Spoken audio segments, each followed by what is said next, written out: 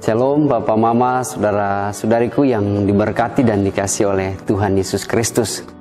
Kembali di hari ini Tuhan menyatukan kita dalam ibadah kita, ibadah utama minggu, yang meskipun masih terjadi di rumah tangga kita masing-masing.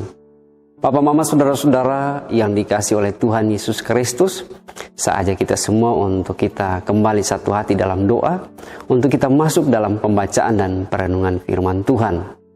Untuk bacaan firman Tuhan, saya yakini setiap kita di rumah tangga kita masing-masing sudah membacanya seturut aturan dalam liturgi yang dibagi bagi Papa Mama, Saudara-saudara sekalian. Dan untuk itu, kembali saya akan berdoa dan kita akan masuk dalam perenungan firman-Nya atau dalam khotbah. Marilah saudaraku yang diberkati Tuhan Yesus Kristus, kita satu di dalam doa. Kita berdoa.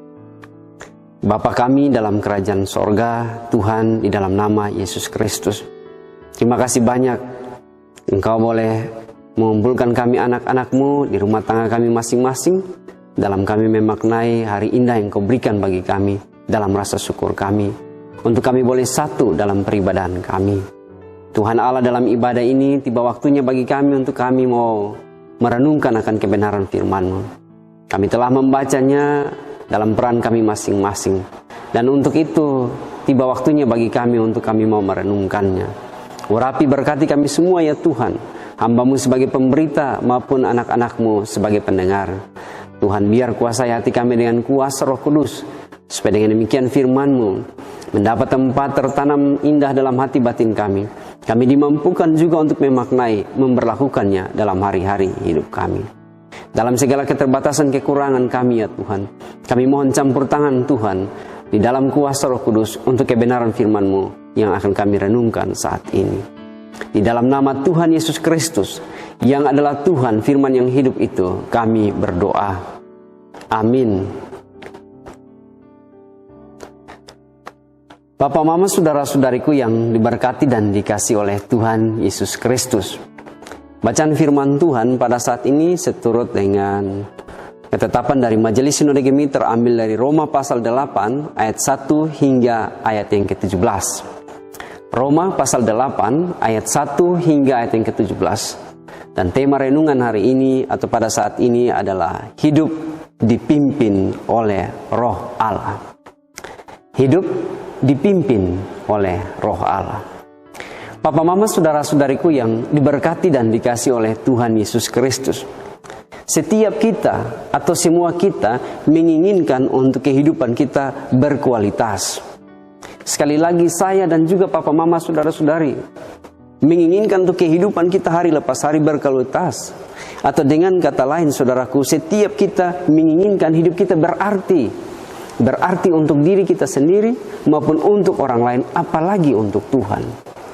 Itu yang saya katakan tadi, bahwa setiap kita punya keinginan untuk hidup kita tiap-tiap pribadi harus berkualitas dari hari ke hari. Atau sederhananya, kita mau hidup kita jadi berarti untuk diri kita, orang lain, dan sesama kita. Saudaraku yang diberkati dan dikasihi Yesus Kristus, katakanlah saudaraku, dalam peran kita sebagai seorang bapak, seorang kepala rumah tangga, tidak mungkin kita menjalani kehidupan kita sebagai bapak rumah tangga secara asal-asalan saja. Atau sebagai suami yang tidak mau bertanggung jawab terhadap istri, anak-anak, dan sebagainya.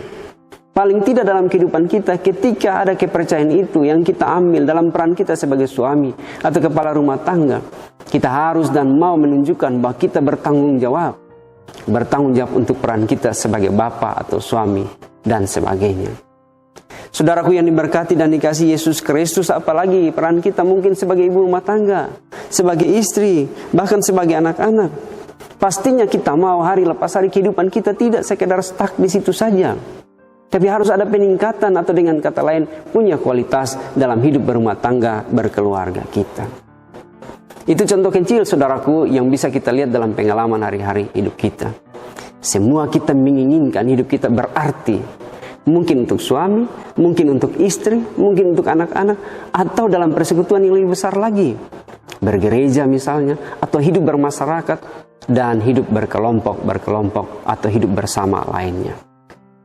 Saudaraku yang diberkati dan dikasihi Yesus Kristus, kebenaran firman Tuhan yang kita baca pada saat ini menjelaskan tentang umat Tuhan yang hidup di Roma pada masa itu. Pada masa yang lampau dikatakan bahwa ada sejumlah umat Tuhan yang percaya kepada Kristus dan hidup di Roma. Mereka juga menginginkan ada kualitas dalam kehidupan mereka. Lebih khusus soal iman percaya mereka kepada Tuhan. Dan untuk kualitas hidup mereka itu, mereka tunjukkan, mereka nampakkan dalam kehidupan bersama mereka. Saudaraku, tersirat dalam bacaan ini bahwa Rasul Paulus menulis surat kepada jemaat di Roma yang sementara dalam keinginan mereka mau menunjukkan bahwa mereka berarti atau mereka bisa menjadi berarti bagi Tuhan dalam segala peran mereka. Saudaraku yang diberkati dan dikasihi oleh Yesus Kristus, dalam konsep beriman mereka yang ada di Roma berusaha untuk mendapatkan kehidupan yang berkualitas di hadapan Tuhan. Namun saudaraku, sayangnya suatu kesalahan yang dibuat oleh mereka atau umat Tuhan yang hidup pada saat itu adalah orientasi mereka dalam melakukan firman Tuhan adalah karena ketaatan pada hukum dan aturan dan bukan karena kerelaan hati mereka untuk menyembah Tuhan. Mereka memegang teguh hukum-hukum Taurat itu, tapi sayangnya saudaraku, mereka hanya menampakkannya melalui sikap yang nyata atau dengan kata lain yang kelihatan saja, tapi tidak di hati mereka. Ini jadi persoalan bagi kehidupan umat Tuhan yang hidup pada saat itu dan didapati Paulus bahwa kehidupan mereka sedang tidak baik. Lalu Paulus menulis surat kepada mereka yang hidup di Roma. Dan Paulus berseru tegas kepada mereka bahwa cara hidup seperti ini adalah cara hidup menurut kedagingan. Kenapa saudaraku Paulus katakan demikian? Karena mereka lebih mementingkan bagaimana popularitas mereka, bagaimana nama mereka diakui di kehidupan masyarakat yang hidup pada saat itu. Lalu mereka katakan dengan sikap hidup mereka yang nampak, yang kelihatan bahwa saya taat pada hukum Taurat, saya tidak berzina, saya tidak mencuri, dan sebagainya. Padahal dalam hati batin mereka itu semua dilakukan hanya formalitas semata supaya nama mereka dianggung-anggungkan atau disanjung dalam kehidupan bermasyarakat atau beragama pada masa itu. Saudaraku, ini yang menjadi soal sekali lagi yang saya katakan tadi. Menjadi soal besar bagi Paulus ketika dia mendapati kehidupan umat percaya yang hidup di Roma seperti demikian. Karena itu saudaraku, kebenaran firman Tuhan yang menjadi surat Paulus ditujukan kepada mereka. Dan surat Paulus sangat tegas untuk kehidupan anak-anak Tuhan yang ada di Roma. Yang terjadi adalah pada saat itu mereka tidak memberi diri untuk dipimpin oleh Roh Allah, tapi justru memberi diri mereka dipimpin oleh kedagingan mereka atau manusiawi mereka. Ini yang lagi-lagi tidak dibenarkan oleh Paulus. Karena jika mereka memberi diri mereka dipimpin oleh manusiawi mereka, dipimpin oleh kedagingan mereka, maka itu hanya membawa mereka kepada dosa. Atau sederhananya hanya membawa mereka pada suatu tampak ibadah yang pada dasarnya bersifat munafik semata. Saudaraku yang diberkati oleh Tuhan Yesus Kristus, Paulus dalam suratnya menegaskan tentang konsep hidup orang beriman. Dan konsep hidup orang beriman adalah baik jika taat pada hukum dan aturan Alkitab, namun haruslah dengan seluruh kepenuhan hidup mereka dipimpin oleh kehendak Allah. Memang baik menunjukkan sikap yang nyata untuk taat, patuh dan saleh pada aturan-aturan atau hukum-hukum Allah. Tapi tidak sekedar sampai di situ. Seluruh kepenuhan hati mereka, seluruh kepenuhan hati umat Tuhan yang hidup pada situ harus fokus pada Allah. Dan bukan pada kepentingan diri mereka sendiri yang mana mencari popularitas, mencari nama supaya disanjung, dianggap berarti bagi orang lain dan seterusnya. Akhirnya rutinitas keagamaan itu, rutinitas untuk menunjukkan sikap yang benar dalam ketaatan pada hukum atau pada aturan-aturan Taurat itu justru hanya menjadi sesuatu yang munafik semata. Papa, mama, saudara-saudariku yang diberkati oleh Tuhan Yesus Kristus, hal ini tidak dikehendaki oleh Allah. Dan Rasul Paulus sebagai hamba Allah waktu itu berseru tegas kepada umat yang percaya kepada Kristus yang ada di Roma. Bagi Paulus ini suatu kesalahan besar. Karena lagi-lagi itu hanya membawa mereka pada jurang dosa. Karena kehidupan di dalam Tuhan untuk menunjukkan kualitas itu haruslah dipimpin oleh Roh Allah dan bukan dipimpin oleh kedagingan atau manusiawi mereka sendiri.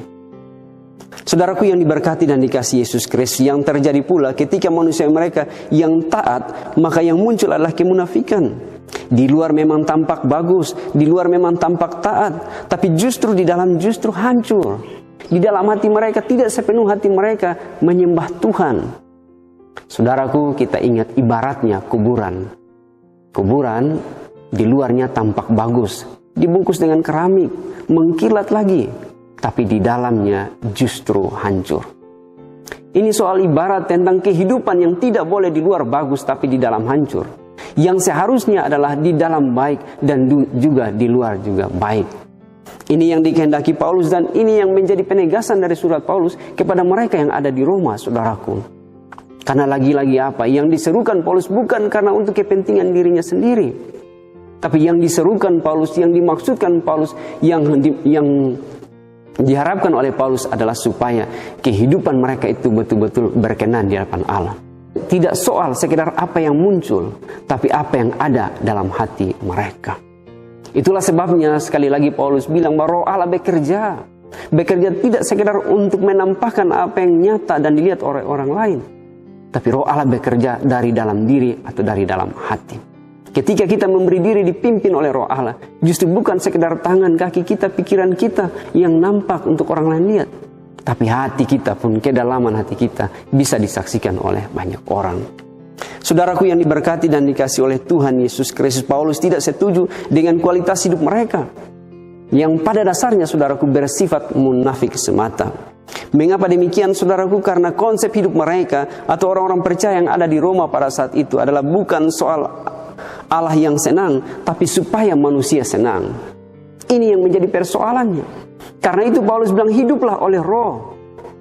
Karena rupa-rupanya yang terjadi lagi-lagi adalah mereka hanya mau supaya manusia senang lihat mereka. Tapi untuk urusan dengan Allah itu terserah. Itu urusan belakang dan sebagainya. Ini yang tidak dikenan oleh Paulus. Jika demikian, lagi-lagi surat Paulus berseru tegas kepada mereka bahwa itu adalah ciri hidup dalam kedagingan dan bukan ciri hidup dipimpin oleh Roh Allah. Saudaraku yang diberkati dan dikasihi Yesus Kristus, Paulus dalam suratnya menegaskan tentang dua hal penting ini, yaitu hidup dalam daging dan hidup oleh Roh. Hidup dalam daging, saudaraku, cirinya adalah suka sekali memperlihatkan kesalehan, namun itu hanya bersifat fisik. Suka sekali menampakkan kesalehan, ketaatan, tapi itu hanya bersifat kemunafikan. Suka sekali menampakkan kesalehan, ketaatan, tapi lagi-lagi itu supaya orang lain senang dan bukan supaya Allah senang. Supaya dengan demikian nama mereka, popularitas mereka terus naik dan menanjak. Lalu mereka dikenal dan disanjung-sanjung. Itu ciri tentang hidup yang di dalam kedagingan atau dipimpin oleh jasmani atau kedagingan manusia itu sendiri. Sedangkan saudaraku, ciri hidup oleh Roh Kudus, cirinya adalah mereka yang menyembah Allah bukan sekedar karena aturan atau hukum-hukum Taurat atau karena hukum-hukum di dalam Alkitab, tapi karena kerelaan dari hati untuk menyembah Allah. Kerelaan dari hati untuk melakukan yang Allah kehendaki. Ketulusan dari hati untuk menampakkan yang Allah mau dan bukan untuk mencari nama, tapi justru untuk memuliakan nama Tuhan Allah. Itulah ciri yang dimaksudkan oleh Paulus, mereka-mereka yang mau dipimpin oleh Roh Allah. Saudaraku yang diberkati dan dikasihi oleh Tuhan Yesus Kristus, banyak orang mau menyembah Allah supaya dilihat. Banyak orang mau menyembah Allah supaya dikenal. Banyak orang mau menyembah Allah supaya disanjung-sanjung. Tapi bagi Paulus itu sesuatu yang salah. Haruslah kita menyembah Allah supaya Allah yang disanjung. Menyembah Allah supaya Allah yang dimuliakan dan bukan diri manusia itu sendiri. Seringkali Papa Mama, saudara-saudara, kita bisa lihat dalam pengalaman kehidupan kita. Atau mungkin kita amati dalam hari-hari hidup kita. Banyak orang bilang, mari kotong datang bersyukur, kotong datang berdoa, ini semua karena pemberian Tuhan. Apa yang terjadi? Habis berdoa, habis beribadah, omong tentang baiknya Tuhan. Namun selesai itu, 1-2 jam kemudian, mulai duduk taruh botol, mulai duduk minum dan seterusnya, dan mabuk-mabukan, dan syukur yang baru saja terlaksana menjadi tidak berarti sama sekali. Papa Mama, saudara-saudara, seringkali hal-hal kecil ini kita lupakan. Kita mau orang lihat kita beribadah, tapi selanjutnya itu urusan Tuhan, urusan Tuhan. Urusan kita dengan sesama adalah kita menikmati sukacita itu dengan kedagingan kita atau manusiawi kita. Karena itu tidak jarang, saudaraku, banyak kali terjadi habis ibadah orang berkelahi. Habis ibadah bukan orang duduk bersyukur, tapi habis ibadah urus masalah. Bukan ibadah itu menjadi berkat bagi orang lain, habis ibadah urus masalah. Ini ibadah bukan cari damai, tapi ibadah dan kemudian cari hal. Papa, mama, saudara-saudara, lagi-lagi kita bisa melihat, mengamati, dan mungkin bisa jadi pengalaman dalam kehidupan kita. Kalau itu ada dalam diri saya, papa, mama, saudara-saudara, maka firman Tuhan menegaskan, hiduplah oleh roh, dipimpin oleh roh Allah, dan bukan oleh kedagingan kita manusia. Karena ketika kita memberi diri dipimpin oleh kedagingan kita manusia, maka ketaatan kita pada hukum Allah, ketaatan kita pada aturan-aturan Allah, itu hanya bersifat formalitas semata dan tidak sekedar datang dari hati batin kita. Ini yang lagi-lagi dituntut oleh Paulus dan tersirat dalam bacaan kita hari ini, Bapak, Mama, Saudara-saudaraku. Supaya dengan demikian dalam masa-masa kita menikmati perayaan atau ibadah-ibadah sesudah Pentakosta atau pencurahan Roh Kudus ini, kita memahami dengan baik bahwa Roh Kudus itu tidak dicurahkan karena formalitas semata, karena sebuah janji semata. Tapi Roh Kudus itu dicurahkan supaya Roh Kuduslah yang memimpin kehidupan saya, papa, mama, dan saudara-saudara. Lebih khusus ketika Paulus bilang hidup oleh Roh, supaya Roh Allah yang telah dicurahkan itu memimpin hidup mereka yang ada di Roma. Karena terlalu banyak tantangan, terlalu banyak cobaan, silih berganti datang dalam kehidupan anak-anak Tuhan. Dan karena itu, karena banyaknya cobaan, tantangan, seringkali iman goyah, dan akhirnya mau melakukan yang Tuhan mau, tapi itu tidak datang dari hati, namun datang dari keinginan supaya dipuji, disanjung, dan sebagainya. Papa, mama, saudara-saudaraku yang dikasih oleh Yesus Kristus, biasanya yang terjadi juga dalam kehidupan kita bahwa habis ibadah rumah tangga, ibadah hari Minggu, dan sebagainya, hilang juga itu firman di kepala. Hilang juga itu firman yang harus muncul dalam kehidupan kita tiap-tiap hari. Ini yang lagi-lagi kita memberi diri dipimpin atau dikuasai oleh kedagingan kita. Harusnya tidak demikian. Habis ibadah, firman tetap tertanam dalam hati batin, bahkan di pikiran, supaya dinampakkan dalam kehidupan yang nyata. Bukan habis ibadah, selesailah semua. Bukan habis ibadah, itu Tuhan berurusan. Itu yang sebabnya ada satu lagu yang mengatakan bahwa kalau di gereja menyanyi, aku berubah, dan seterusnya. Tapi nanti waktu keluar gereja, menyanyinya sudah lain. Aku masih seperti yang dulu. Ini kesulitan terbesar, bahkan soal besar bagi kehidupan orang-orang percaya. Dan ini bisa menjadi catatan refleksi bagi saya, papa, mama, dan saudara-saudara sekalian, ketika memaknai pencurahan Roh Kudus yang harus memimpin kehidupan kita, yang harus tetap ada dalam hati batin kita, kemudian dinampakkan dalam sikap hidup kita yang nyata. Hidup kita tidak harus seperti yang dulu lagi. Kalau Roh Kudus sudah dicurahkan bagi kita, maka pembaruan itu atau hidup yang diperbarui harus ditunjukkan dalam sikap yang nyata, yang lagi-lagi datang dari hati kita, dan bukan sebuah formalitas semata. Saudaraku yang diberkati dan dikasihi oleh Tuhan Yesus Kristus, pada dasarnya kebenaran firman Tuhan sebagai surat Paulus ini mau menegaskan kepada mereka yang hidup pada saat itu, supaya jangan sekali-kali mengandalkan kemanusiaan mereka, tapi haruslah senantiasa mengandalkan pimpinan dari Roh Allah. Karena mereka orang yang meyakini, mempercayai Yesus Kristus sebagai Tuhan dan Juru Selamat. Dan dengan demikian hidup mereka lagi-lagi harus dipimpin oleh Yesus dalam hal ini, dalam kuasa Roh Kudus. Papa, mama, saudara-saudariku yang diberkati dan dikasihi Tuhan Yesus Kristus. Dalam pembacaan kita pada saat ini, Rasul Paulus tentunya bersurat kepada mereka yang ada di Roma. Dan menjadi penegasan bagi mereka untuk ada dalam pilihan. Mau hidup menurut kehendak manusiawi atau kedagingan, atau hidup dipimpin oleh Roh Allah. Dua-duanya itu punya konsekuensi, punya resikonya. Hidup menurut kedagingan pastinya disanjung-sanjung, pastinya bahagia, pastinya yang kelihatan bahwa kita adalah orang-orang yang menjadi berkat bagi orang lain. Pastinya kelihatan demikian. Tapi sayangnya papa, mama, saudara-saudara, hidup menurut kedagingan justru tidak menyenangkan hati Allah. Yang ada adalah kita hanya mau menyenangkan hati sesama. Padahal intinya adalah menyenangkan hati Allah dan kemudian nampak dalam segala sikap hidup kita yang menjadi berkat bagi orang lain. Itu konsekuensi ketika memilih hidup dalam kedagingan.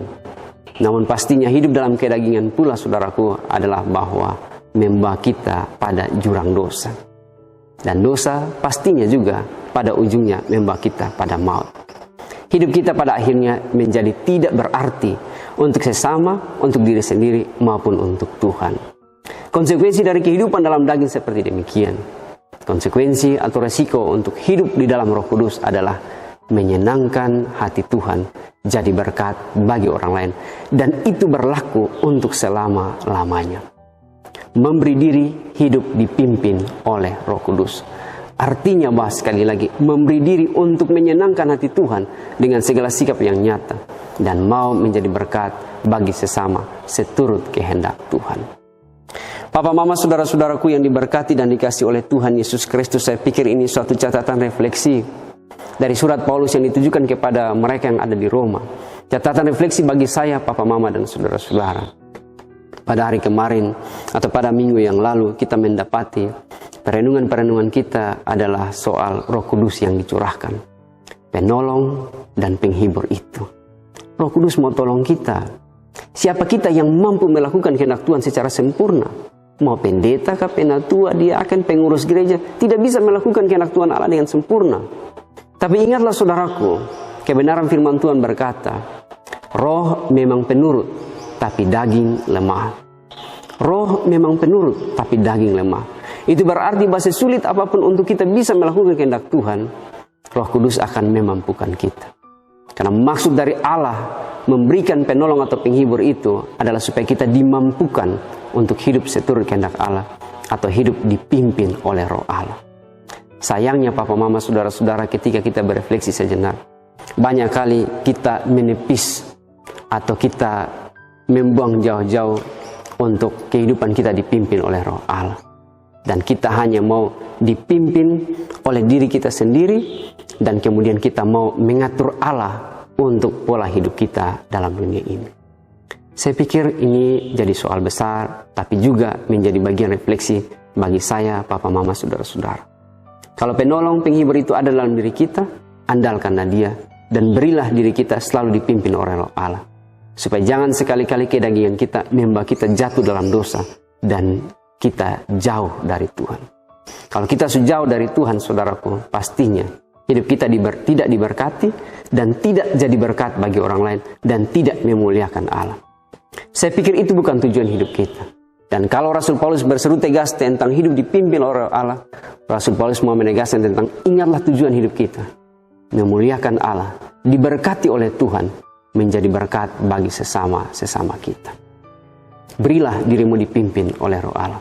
Itulah tema yang diberikan oleh Gereja Masih Injili di Timur pada saat ini. Hidup yang dipimpin oleh Roh Allah. Tuhan Yesus memberkati papa, mama, saudara-saudara sekalian dalam pembacaan atau perenungan firman Tuhan saat ini. Amin.